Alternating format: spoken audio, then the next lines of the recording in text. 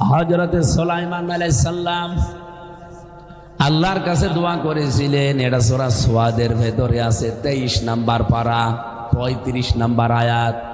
ক্বালা রাব্বিগফিরলি ওয়া হাবলি মুলকান লা ইয়ানবাগি লি আহাদিম মিন বা'দি ইন্নাকা আনতাল ওয়াহ্হাব।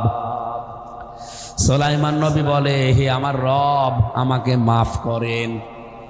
কথা বুঝতেছে? কোরআনে কারিমে আমি 25 জন নবীর দোয়া পেয়েছি। হযরতে আদম নবী বাদ দিয়ে প্রত্যেকটা নবীর দোয়া আমি মাঝে মাঝে চিন্তা করি, প্রত্যেকটা নবীর দোয়া আছে কোরআনে। শুধু আদম নবীরটা তার নিজের কেন্দ্রিক। তিনি বলেছিলেন, রব্বানা যালামনা আনফুসানা ওয়া ইল্লাম তাগফির লানা ওয়া তারহামনা লানাকুনান্না মিনাল খাসিরিন। এগুলো আমরা পড়ি না? নবীজি বলেন, কোন আদম সন্তান যদি মন থেকে এই দোয়াটা পড়তে পারে, এই আয়াতটা, আল্লাহ তাকেও আদম নবীর মতো মাফ করে দেবে। জবান খুলে আমরা আদমের সন্তানরা এবার পড়েন, রব্বানা যালামনা আনফুসানা ওয়া ইল্লাম তাগফির লানা ওয়া তারহামনা লানাকুনান্না মিনাল খাসিরিন। আমার মনে হয় পড়তে পড়তে এত পরিচিত হয়ে গেছে আয়াতটা, এখন অনেকের কাছে বাংলা মনে হয়। সুতরাং এটা আমার দরকার নেই।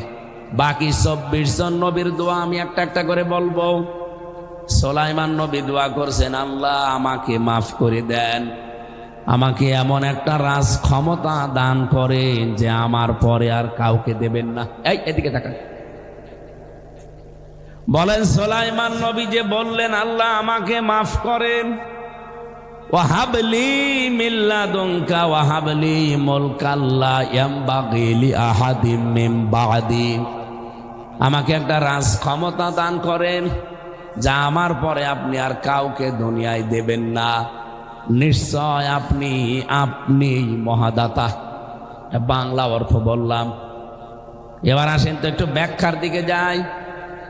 আমার এই মাথার ভেতরে যতগুলো তাফসীরের বাণী আমি এখানে আত্মস্থ করেছি, প্রায় 42টার উপরে আমি দেখেছি আয়াতের সাথে মিলিয়ে মিলিয়ে।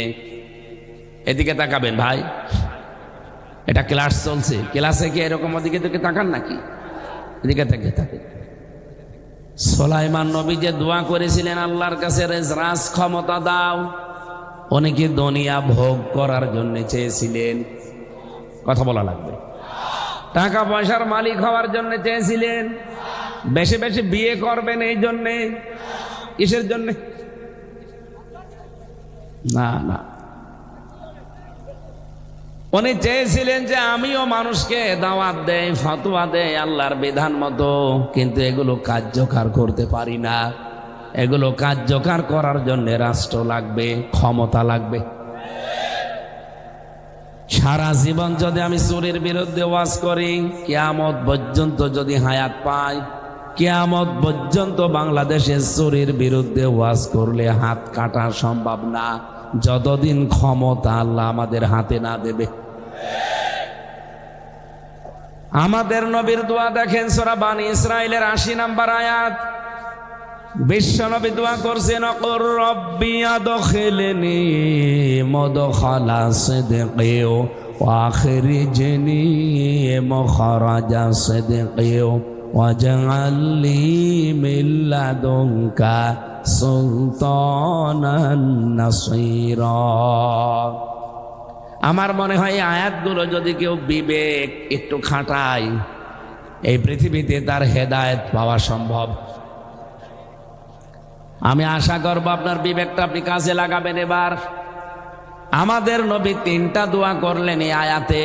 এই দোয়াগুলো তাকে শিখিয়েছে আমির হামজা। কে বলেন তো? দোয়া কবুল করবেন কে? সে আল্লাহ যদি শিখিয়ে দেয় তাহলে কবুল করতে দেরি হওয়ার কথা। কথা বুঝে শুনে বলেন। আমি প্রিন্সিপাল সাহেবের কাছে গেলাম।